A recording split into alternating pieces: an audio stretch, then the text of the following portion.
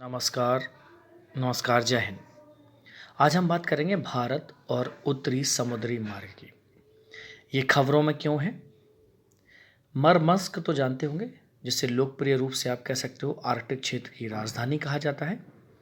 और उत्तरी समुद्री मार्ग का शुरुआती पॉइंट भी मरमस्क से ही है। यहाँ कार्गो ट्रांसपोर्ट में भारतीय भागीदारी बढ़ रही है। भारत कई कारणों से उत्तरी समुद्री मार्ग के संबंध में अधिक रुचि दिखा रहा है। आर्कटिक क्षेत्र आर्कटिक सर्किल के ऊपर है और इसके केंद्र में उत्तरी ध्रुव के साथ आर्कटिक महासागर शामिल है, जैसा कि आपको इस फोटो में दिखाई दे रहा है। यहाँ पर क्लाइमेट में कुछ अभूतपूर्व चेंज आ रहे हैं। इससे इस क्षेत्र की संवेदनशीलता का भारत पर या भारत की आर्थिक सुरक्षा, जल सुरक्षा और स्थिरता के मामले में प्रभाव पड़ सकता है। ये जो एरिया है, ये पृथ्वी पर शेष हाइड्रोकार्बन के लिए सबसे बड़ा अज्ञात संभावित क्षेत्र भी है। ऐसा माना जा रहा है यहाँ हाइड्रोकार्बन के बहुत सारे रिसोर्सेस हैं। इस क्षेत्र में तेल और गैस के मौजूदा वैश्विक भंडार का 40% से अधिक हिस्सा हो सकता है। यहाँ कोयला, जिंक और चांदी के भी महत्वपूर्ण जो है ना वो भंडार हो सकते हैं। आर्कटिक के साथ भारत के जुड़ाव का पता फरवरी 1920 में एक पेरिस में स्वालबर्ड एक ट्रीटी हुई थी। जब उस पर भारत ने साइन किए थे, तब से लगाया जा सकता है। भारत आर्कटिक क्षेत्र में कई वैज्ञानिक रिसर्च और स्टडी कर रहा है, जिसमें वायुमंडलीय, जैविक, समुद्री जल विज्ञान और इसके अलावा जो वहाँ पर हिमनद हैं उनके संबंध में भी अध्ययन कर रहा है कि क्यों वहाँ की जो आइस है वो मेल्ट हो रही है। 2008 में स्वालबार्ड में एक रिसर्च स्टेशन भी बनाया था भारत ने, जिसको हिमाद्री कहते हैं। इसके अलावा देश ने 2014 और 16 में यहाँ पर एक रिसर्च लैब और एक इन्वायरमेंटल लैब भी बनाई यहाँ पर। अब पिछले ईयर तक आर्कटिक में भारत 13 अभियान आयोजित कर चुका था। मई 2013 में भारत चीन के साथ साथ 5 अन्य लोगों के साथ आर्कटिक परिषद का एक पर्यवेक्षक राज्य भी बना। अब थोड़ा सा समझते हैं उत्तरी समुद्री मार्ग को। उत्तरी समुद्री मार्ग यूरोप और एशिया प्रशांत क्षेत्र के देशों के बीच माल परिवहन के लिए सबसे छोटा शिपिंग मार्ग है और ये आर्कटिक महासागर के चारों समुद्रों तक फैला हुआ है। 5600 किलोमीटर तक चलने वाला यह रूट बैरेंट्स और कारा सी के बीच की सीमा से शुरू होता है और बेरिंग जल डमरू मठ, जिसे प्रोविडेनिया खाड़ी कहते हैं, में वहाँ पर समाप्त हो जाता है, जैसा कि आपको यहाँ पर इमेज में दिखाई दे रहा है। सुएज और पनामा के माध्यम से जो करंट में जो शिपिंग हो रही है उसकी तुलना में एनएसआर या उत्तरी समुद्री मार्ग में के साथ दूरी की बचत 50% तक हो सकती है। दरअसल सुएज नहर की 2021 में कई सारी अपन ने चीज़ें देखी थी, जिसमें हमने बात की थी कि वहाँ पर कई सारी रुकावटें भी हो जाती हैं जो यूरोप और एशिया को शामिल करने वाले या व्यापक रूप से उपयोग किए जाने वाले समुद्री मार्ग का हिस्सा है। अब उत्तरी समुद्री मार्ग ने बहुत ज़्यादा ध्यान खींचा है। चलिए इसको समझने की कोशिश करते हैं।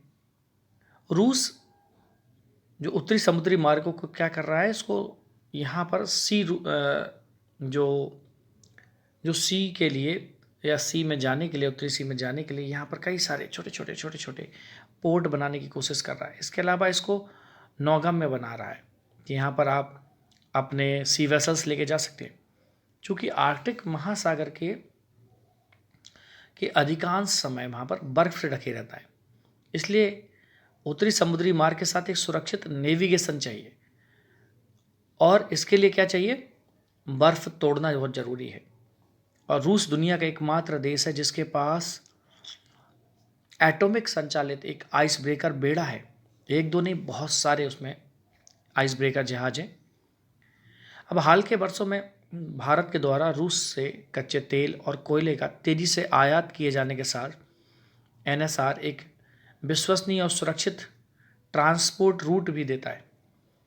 भारत की जो जियोग्राफिकल पोजीशन है और जो समुद्री परिवहन है से जुड़े व्यापार के प्रमुख हिस्से को देखते हुए एक रूट चाहिए। उस रूट के रूप में उत्तरी समुद्री मार्ग का बड़ा महत्व है, जिसे एनएसआर कह सकते हो आप, नॉर्थ सी रूट। अब चेन्नई व्लादिवोस्तोक एक समुद्री गलियारा बनाने की बात चल रही है और ये भारत और रूस को जोड़ेगा। जापान सागर, दक्षिण चीन सागर और मलक्का से गुजरने वाला ये 10,500 किलोमीटर लंबा होगा और ये क्या करेगा, ये आपके जो ट्रांसपोर्टेशन में जो समय लगता है उसको घटाकर ये 12 दिन कर देगा। यह 16,000 किलोमीटर के जो मौजूदा सेंट पीटर्सबर्ग और मुंबई मार्ग है ना, उसका लगभग 1/3 है, उस मार्ग का लगभग 1/3 है। तो काफ़ी करीबन 6,000 किलोमीटर की दूरी कम हो जाएगी। तो बहुत सारे जो विशेषज्ञ हैं वो एनएसआर पर या उत्तरी समुद्री मार्ग पर चीन और रूस के सामूहिक प्रभाव हासिल करने की संभावना पर चर्चा कर रहे हैं। अब देखते हैं कि ये चर्चा कितनी अच्छी और अब कितने आगे तक जाती है। दोस्तों, जो एनएसआर है, उत्तरी सी रूट है, एनएसआर कार्गो का विकास होगा और जब इतना कार्गो मजबूत होगा तो वहाँ पर कार्गो ट्रांसपोर्ट इंक्रीज करेगा, जिससे रूस से भारत के ऊर्जा आयात को लाभ मिल रहा है, जो परिवहन मार्ग के रूप में इसकी विश्वसनीयता और सुरक्षा से संबंधित है। भारत की समुद्री व्यापार निर्भरता को देखते हुए एनएसआर की जो जो जो ट्रांसपोर्टेशन में भूमिका हो सकती है वो बहुत महत्वपूर्ण हो जाती है। भारत की जो जियोग्राफिकल पोजीशन है और जो ट्रेड पैटर्न है, वो कनेक्टिविटी विकल्पों को बढ़ाने का मौका मिलेगा इससे। और एनएसआर के माध्यम से जो प्रस्तावित गलियारा है, चेन्नई व्लादिवोस्तोक कॉरिडोर, इसका भी विकास होगा, जिससे राष्ट्रों के बीच कोकिंग कोल, कच्चा तेल और एलएनजी और फर्टिलाइज़र के व्यापार की सुविधा मिलेगी।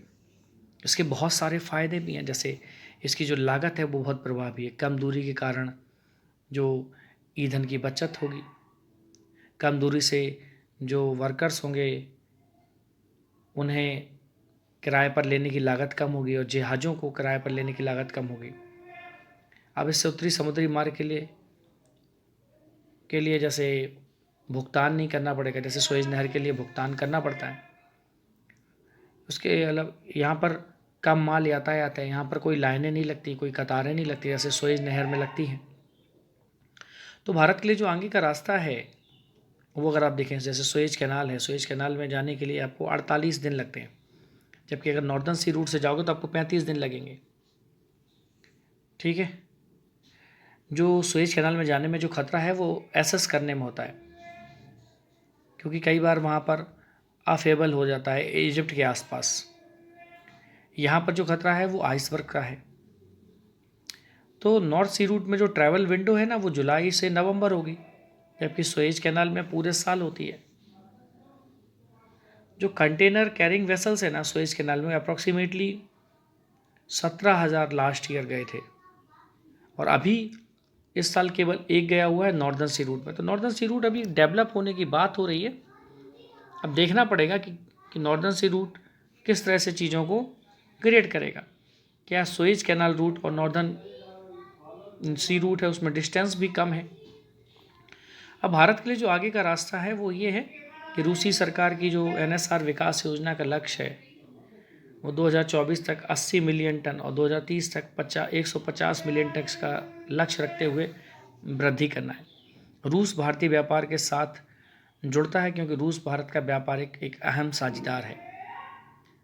तो एनएसआर परियोजना में भारतीय कंपनी की भागीदारी भी भारत चाहता है और रूस भी ये इसके लिए सहमत है, जो आर्कटिक व्यापार में देखा जाए तो पारस्परिक एक दूसरे के इंटरेस्ट को दर्शाता है।